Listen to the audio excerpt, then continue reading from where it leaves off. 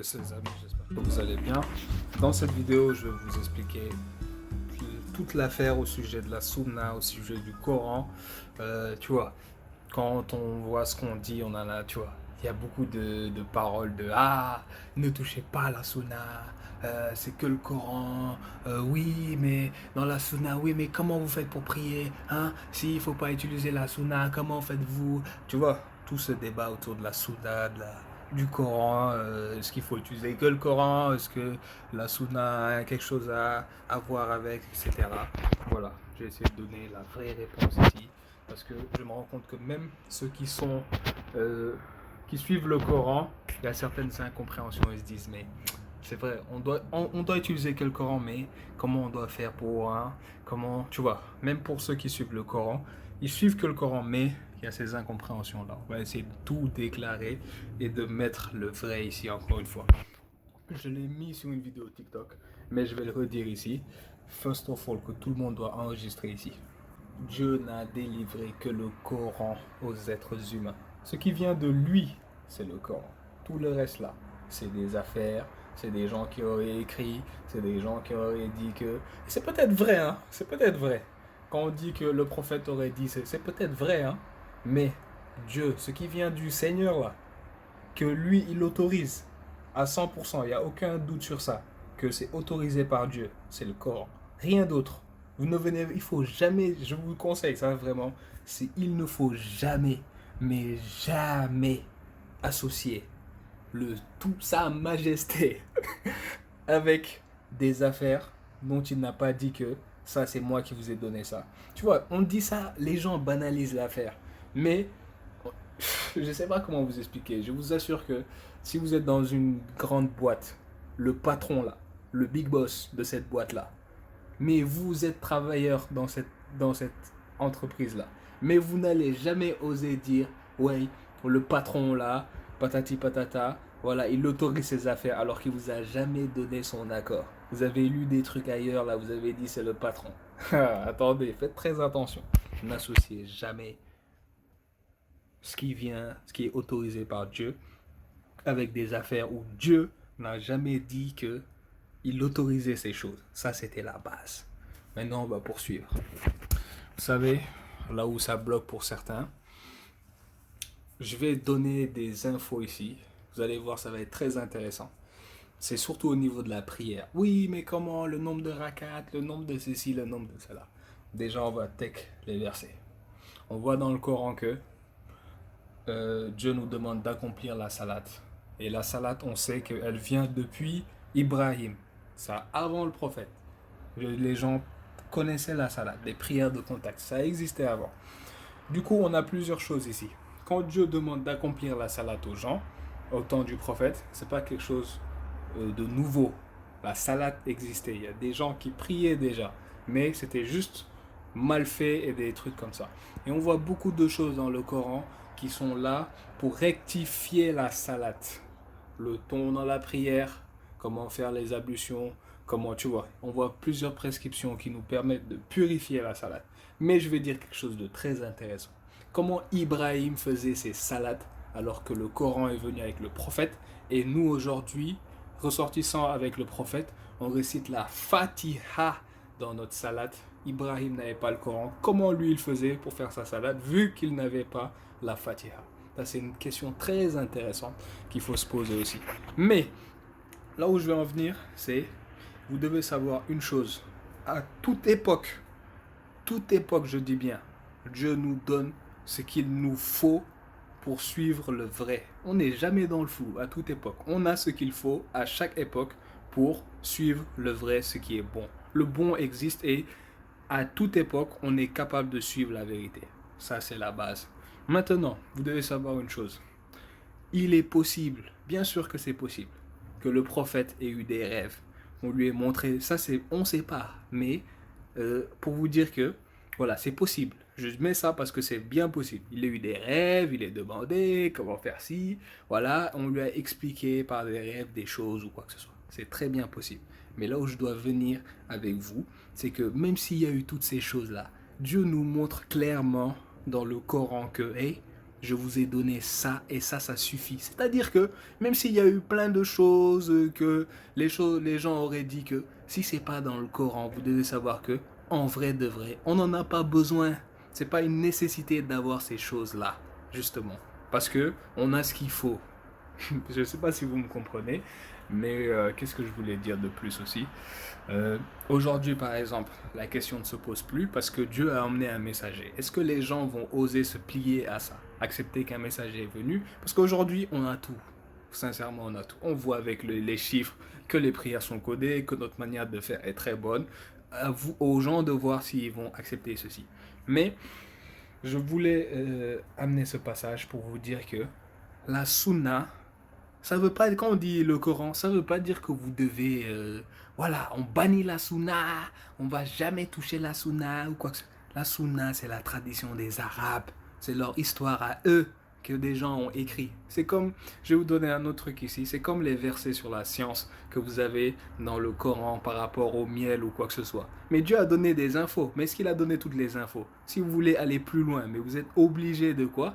D'aller faire des recherches, lire des livres de sciences, de scientifiques qui ont étudié par exemple les abeilles, l'araignée, pour aller en profondeur avec les versets. Mais est-ce que ça signifie que les versets, il manque des choses, que Dieu n'a pas tout expliqué, que on est obligé de sortir du Coran pour, voilà, le Coran n'est pas complet entre guillemets. Pas du tout. Dieu a donné les infos qu'il avait à donner. Maintenant, c'est comme quand je vous dis, dans le Coran, vous voyez des informations par rapport à des batailles ou quoi que ce soit.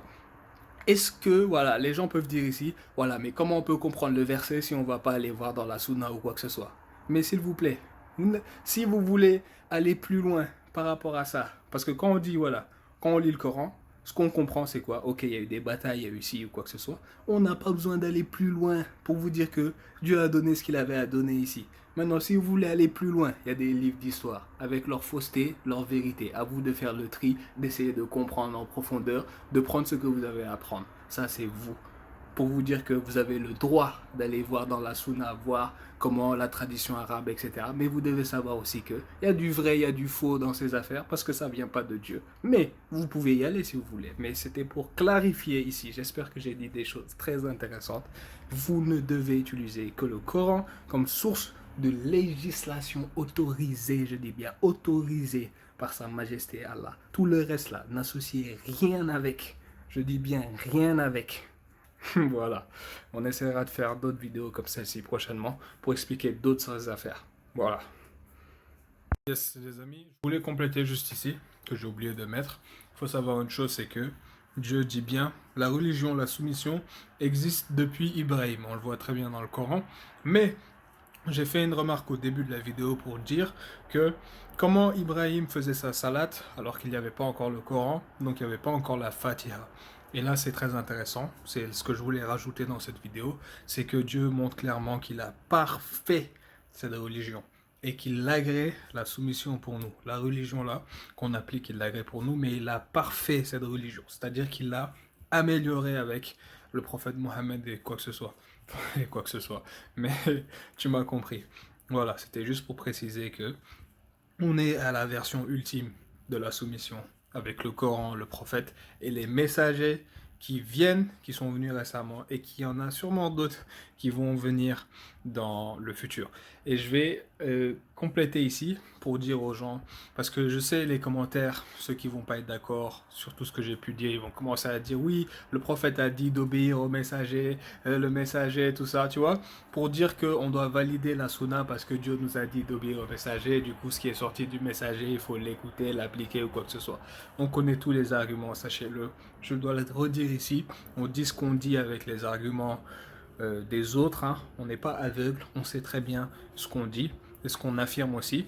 Voilà, il faut savoir une chose, avec la science nouvelle qui nous est venue, maintenant, aujourd'hui, on est en mesure de dire que les versets où on parle de messagers, les versets où on dit Huldi ou quoi que ce soit, on n'est même pas certain, écoutez bien, on n'est même plus certain aujourd'hui que ça fait référence au prophète Mohammed. La preuve en est que le messager récent, même si les gens disent que c'est pas un messager, je le prends comme messager. Moi, en tout cas, si vous devez retenir quelque chose de moi, c'est que j'ai soutenu cet homme-là Et on verra au jugement qui aura raison. Parce qu'un chemin aura raison devant l'autre, je le dis dans mes documents. Mais pour vous dire que ce messager-là a mis dans le Coran, dans sa traduction, que tel verset, ça faisait référence à lui, preuve à l'appui.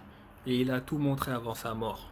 Pour dire que voilà, il y a des versets qui font référence à lui. Je ne dis pas tous les versets ou quoi que ce soit, où il y a des trucs sur le calcul, mais il y a des versets spéciaux où c'est lui, c'est bien de ce messager récent-là qu'on parle, et pas de quelqu'un d'autre. Alors qu'on aurait pu, avec la connaissance du passé, c'est-à-dire avant cet homme-là, dire que voilà, là c'était le prophète, ça voulait dire ça, alors que pas du tout. Dieu a donné un message qui a été récité par le prophète, et il y a des messages dans le Coran qui vont arriver, enfin qui vont, comment dire ça, leur application, l'application de ces versets-là sera dans le futur. C'est-à-dire, je suis perdu dans la phrase, mais pour dire que Dieu a donné le message en parlant aussi de messagers dans le futur qui arriveront et qui vont devoir dire des choses qui sont dans le Coran depuis X années avant même leur naissance. Pour vous dire que dans le Coran, vous voyez des rôles, dit le messager a fait ceci, dit aux gens ceci ou quoi que ce soit. Ces dit là, rôle là, c'est pas pour le prophète, c'est pour des messagers à venir après lui dans le futur. Pour vous dire que là, on a une certaine période, mais il est possible que des messagers avant la fin du monde arrivent encore, et il y a des versets dans le Coran qui les concernent, et ces messagers-là vont devoir respecter le Coran parce que ils sont là pour l'étape, je sais même pas comment bien vous dire, mais ils sont là pour, euh, comment dire ça, ils sont là pour valider la prochaine étape du Coran. Je sais pas si vous me comprenez. J'espère avoir donné des choses intéressantes ici. Le message de base c'était, les amis, Dieu a donné que le Coran. C'est la seule source autorisée par lui, qu'on sait qu'il vient de lui, et il faut se plier à ça. Et ne pas associer du n'importe quoi, des choses dont Dieu n'a pas dit que ça venait de lui, même si c'est pertinent, même si ça peut être vrai, même si le prophète aurait pu dire ceci, ok, mais n'associez pas ça avec Dieu parce que Dieu a donné le Coran, et dans le Coran, je dois le dire ici, vous voyez, mais pas un verset, une ribambelle, plein de versets pour nous mettre en garde je dis bien, contre le fait de se détourner du Coran. Et je dois dire ça aussi ici, le prophète lui-même, on le met en garde dans le Coran. On lui dit que s'il avait prononcé d'autres enseignements que ça, on l'aurait mis le double du châtiment dans cette vie et dans l'autre, pour vous dire qu'il n'avait nullement le droit de s'écarter du message là. Voilà, j'espère qu'on a dit des choses intéressantes ici. Merci.